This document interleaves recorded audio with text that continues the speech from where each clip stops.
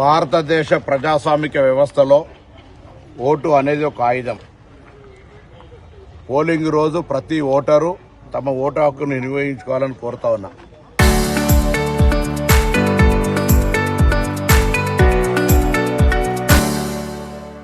గ్రామీణ ప్రాంత ఓటర్లు 90% వరకు ఓటేస్తున్న పరిస్థితుల్లో అర్బన్ ఓటరు మోటివేషన్ తక్కువ ఉంది.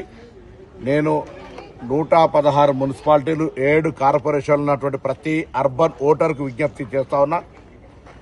గ్రామీణ ప్రాంతాల ప్రజాప్రతినిధులను ఏ విధంగా ఆ గ్రామ ప్రజలు ఎన్నుకుంటున్నారో అర్బన్ ప్రాంతాల అభివృద్ధికి కూడా అర్బన్ ఓటర్లు తమ విచక్షణతో ఓటు హక్కును వినియోగించుకొని ప్రజాస్వామ్యాన్ని కాపాడి ప్రజాప్రతినిధులను ఎంపిక చేసుకోవాలని విజ్ఞప్తి చేస్తా ఉన్నా.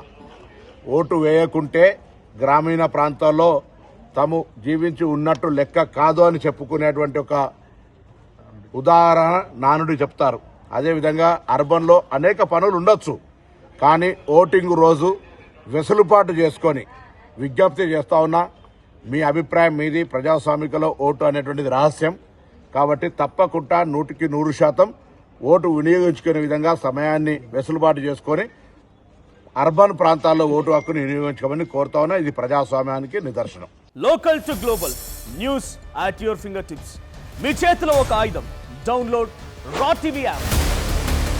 Media legend Ravi Prakash is back.